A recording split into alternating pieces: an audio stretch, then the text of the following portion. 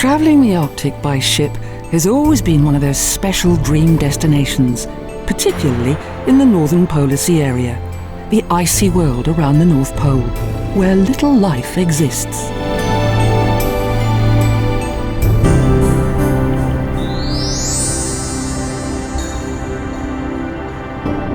Our expedition begins in Longyearbyen on the island of Spitsbergen, from where we're going to travel by cruise ship to the remotest locations of the Arctic. Amid the natural landscape of the tundra, there's a group of small wooden buildings.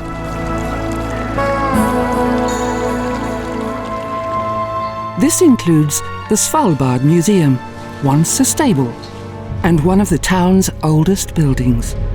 It provides much information on the region.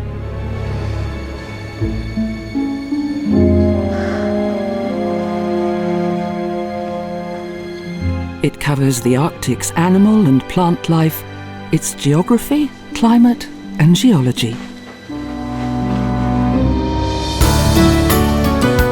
Our ship, the Plancius, awaits us. It was originally the oceanographic research ship of the Dutch monarchy.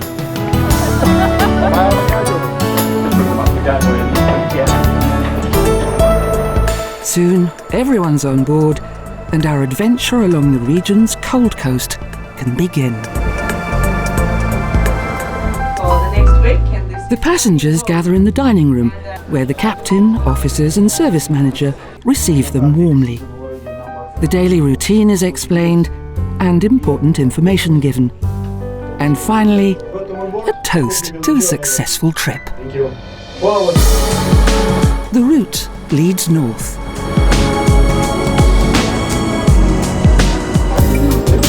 Each passenger is given special clothing for the excursions: weatherproof trousers, jackets and boots.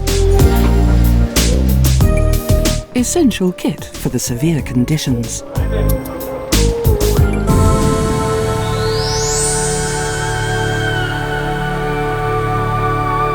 On Spitsbergen we arrive at our first destination, Kongsfjorden. Wearing suitable clothing, the trip to the shore begins with a boat ride.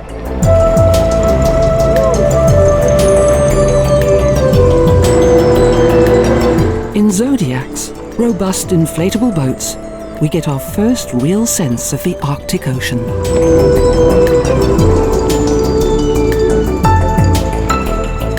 We travel alongside the 14th of July Glacier.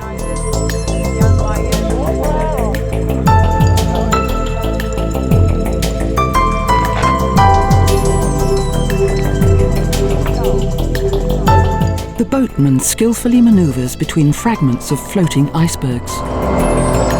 We return to the ship, which sets off again immediately.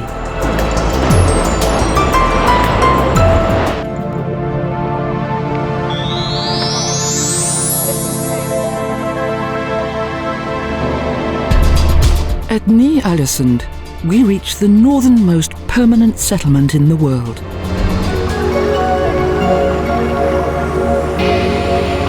As the ship cannot dock here, the Zodiacs are used again, and we enter the small harbour.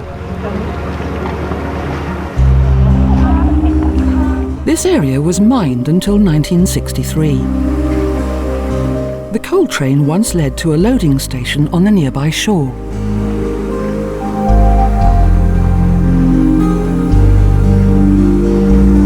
"200 people lived here up until the end of the 1950s.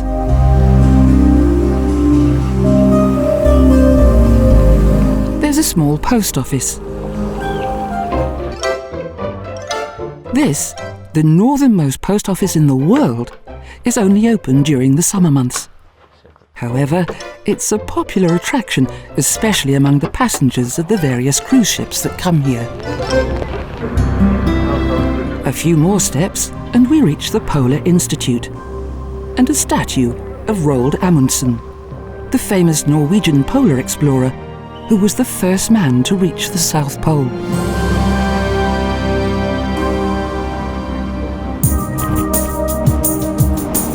Our journey north continues on the Plancius, fully refitted in 2009 for polar expeditions and able to accommodate 114 passengers.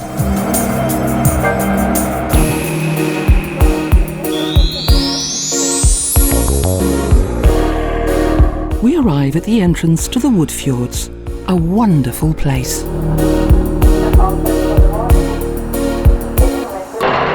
The anchor is lowered. The Zodiacs are launched, clever little craft that were designed by Jacques Cousteau.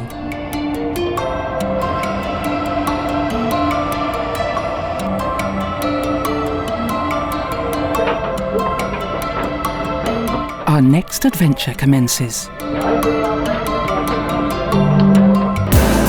And we set off towards Muszabna. The biting flow of cold air makes the temperature seem even more severe.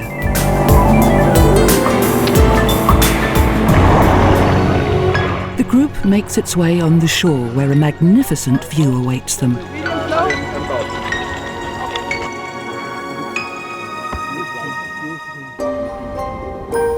Despite the Arctic altitude and the short growing season, Spitsbergen's fauna is amazingly diverse, particularly on the west coast.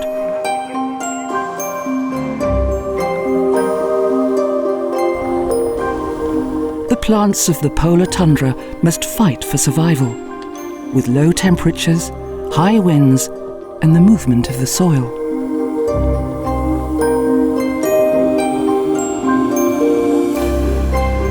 Wet areas contain lush green and red mosses on both rock and stone, a mass of up to 10,000-year-old lichen.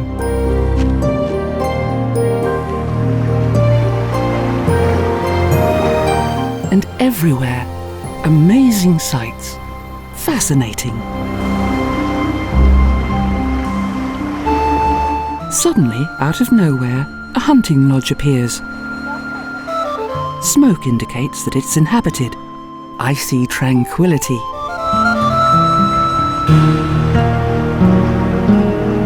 The landscape was formed by glaciers, a harsh environment with ever-changing weather.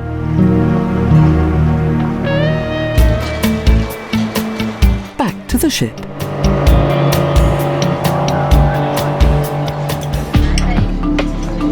A tasty lunch beckons. This is hungry work. A change of clothing is not necessary because for shore excursions, additional outer clothing is worn.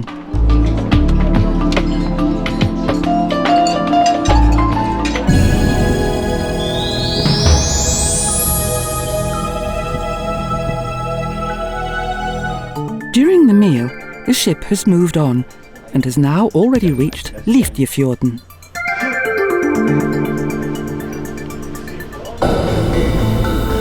Again and again, glaciers make their way to the Arctic Ocean. The island was named after the craggy mountains of the west coast.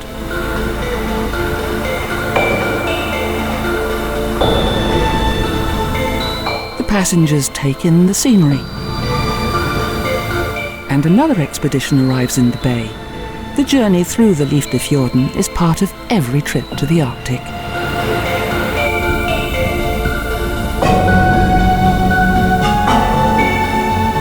Several glaciers form the typical landscape.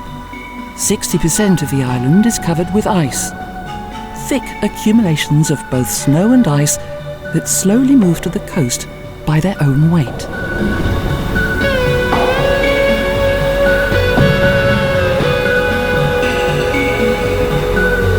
The Monarchy is one of the region's typical glaciers. As the ice stream flows, its icy front breaks off into the sea.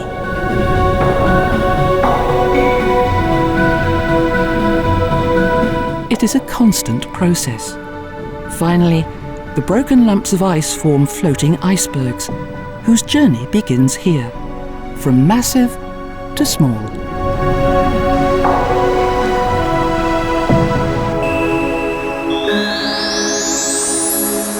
Next, Spitsbergen,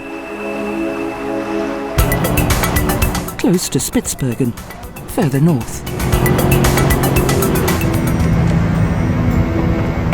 group of walruses swims off the island. The boat travels very close to it. A rewarding adventure. Agitated, the large animals swim back to the island. There's a large colony of them on land, crowded body to body. And at the moment, they're very relaxed.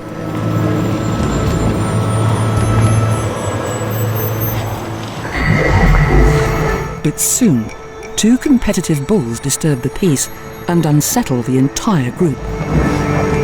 But life goes on. We have arrived at one of the region's 7 islands, the northernmost point of our journey. Now, pack ice, which cannot be ignored.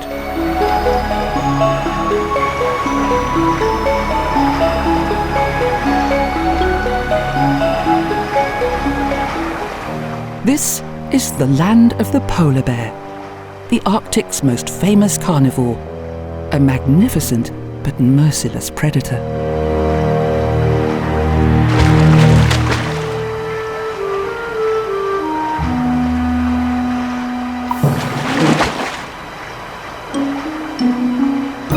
The pack ice is becoming thicker and more compact.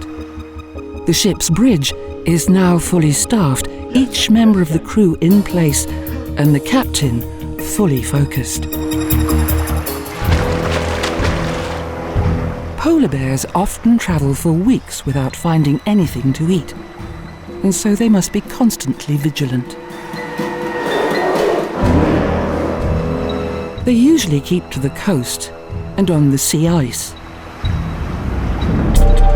What represents the highlight of the expedition for the passengers is, for both captain and crew, the most dangerous part of the trip. A lonely harp seal flees from its ice floe in the Arctic Sea.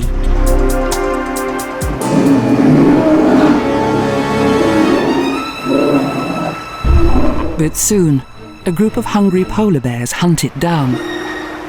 The cycle of nature.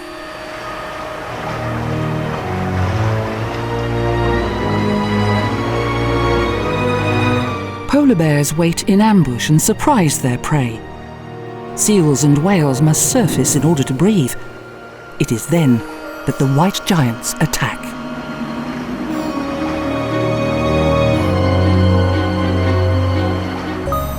We head south again, leaving the pack ice behind. And now, our next experience. The sight of humpback whales. They live in every ocean. However, the northern animals migrate in summer to the North Sea, and those in the south migrate to the South Polar Sea. Reproduction takes place in tropical waters. After a 12-month gestation period, the young are born.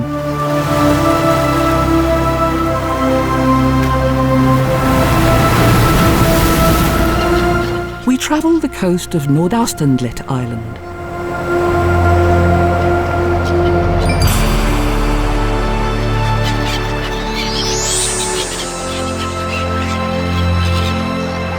The cliffs at Longyearbyen are situated in high Arctic area. The Gulf Stream has hardly any effect here. The Brunics guillemots favour this place.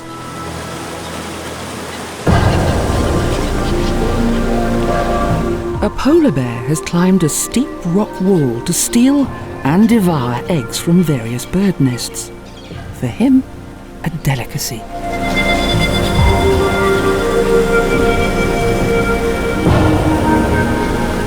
Only a few meters of rock, since just beyond begins the eternal ice that covers the robust Hekla-Höök rock. We continue south, passing large islands.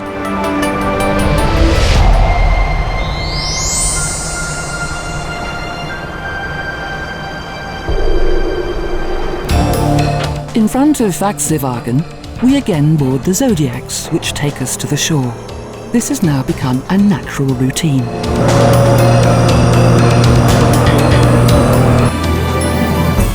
Plancius anchors in a small bay. And we commence a short hike in the tundra.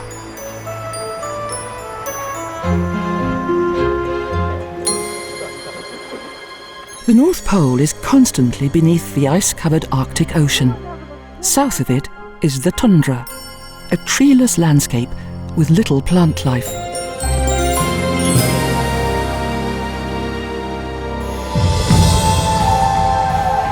A short detour into the WOODFJORDEN, passing along seemingly endless glaciers which flow directly into the Arctic Ocean.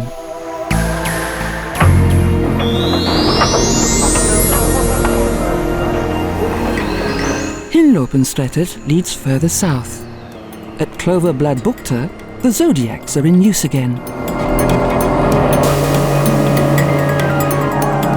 Guides await us on the remote coast, and our next hike can begin.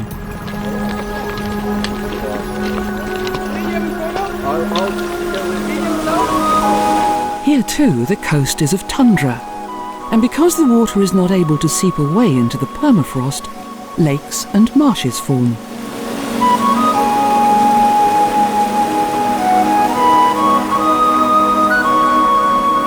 Heather grows between the rocks, a plant that also flourishes in the Alps. A startled reindeer spots our ship.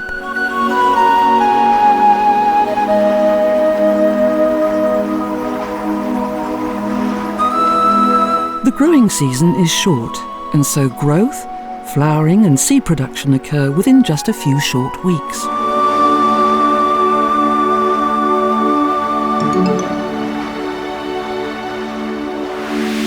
Back on board, and our journey continues along the south coast of Ny Ålesund. Here, the sea is calm, and it's time to relax. The Plancius has operated in polar waters since January 2010 and is fitted with a diesel-electric motor system.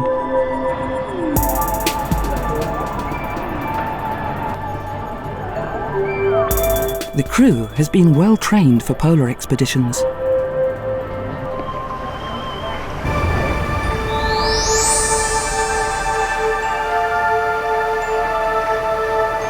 We visit Torrelneset, the top of the island.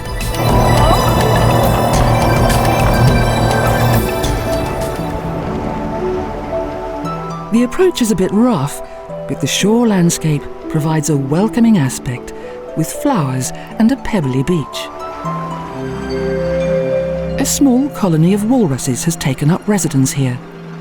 Once there were thousands, each one trawling the seabed in search of food.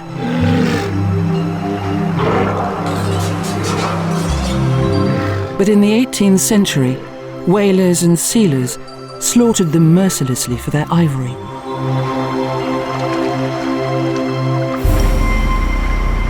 After just a handful of decades, only a few survived.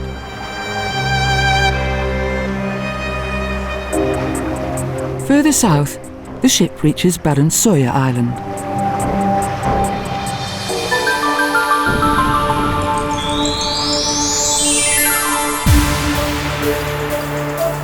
The voyage takes us past the Bråsvellbreen Glacier, whose snow-white front impressively demonstrates the incredible power of this world of ice.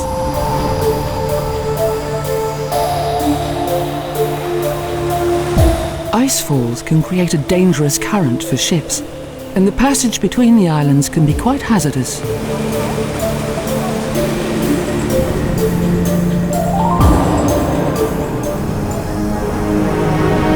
Before Barentsoya Island, WOODFJORDEN is the second stop. Another shore leave is planned, and the already familiar Zodiacs transport us to the shore.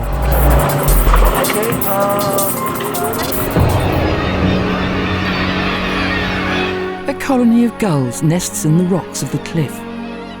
In the savage climate of the Arctic, only a few bird species remain here for the whole year.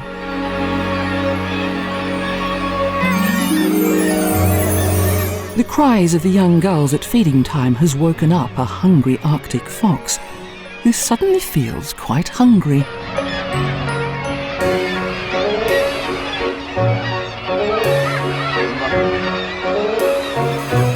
fox hunts. However, unsuccessfully, because the gull's nests are placed on inaccessible rocks and his still dark summer fur betrays him.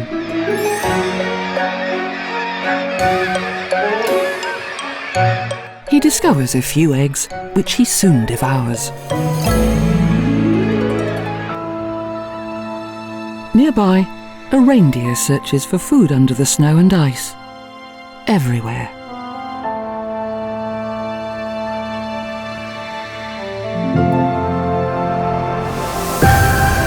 The Plancius now takes us to Ny Ålesund.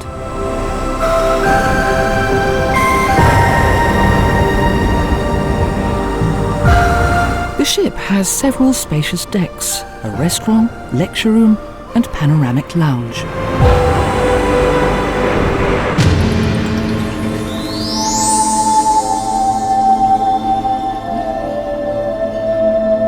In East Spitsbergen, we stop at the third largest island of Svalbard, the land of the cold coast.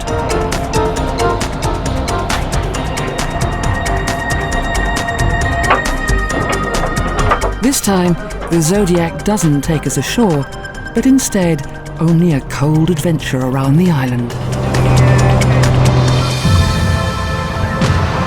The boatman navigates between a large number of icebergs that are travelling in a southerly direction.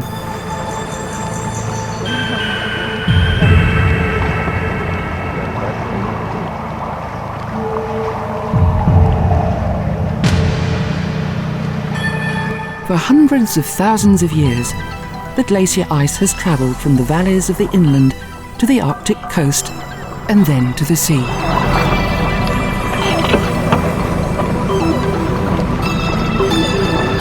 It takes some time for these huge blocks of ice to come to rest. The currents force them into the sea, where they're popular with seagulls.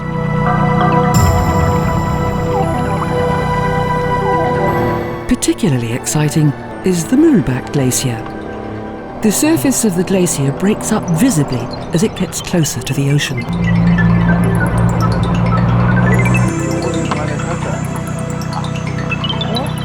Here, the glacier's tongue extends into the sea. Deeply fissured, it reaches the border between land and water. Each year, up to 35 billion tons of ice flow from the glaciers to the sea. But now, back to our floating hotel. On deck, the crew has prepared a barbecue, a unique party in the Arctic Ocean.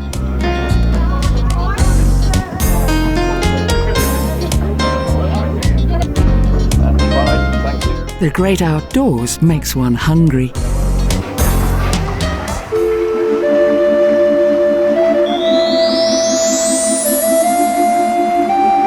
A visit to VARSOLBUKTA on Ny Ålesund is our last shore trip on this Arctic journey.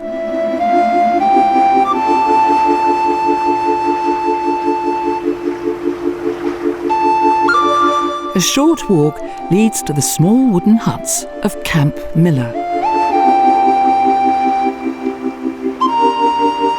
The local animals are not afraid of people because they're never threatened by them. The skuas chase a grazing reindeer that came too close to their chicks.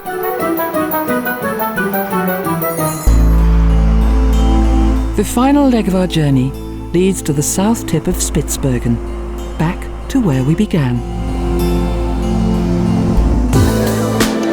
The captain invites us for cocktails, the completion of an eventful cruise in the remarkable waters of the Arctic Ocean. As the glasses chink together, there is much to talk about. The icy world of the Arctic is a habitat for rare wildlife, bizarre landscapes, and great explorers. A realm of ice and the largest wilderness on Earth.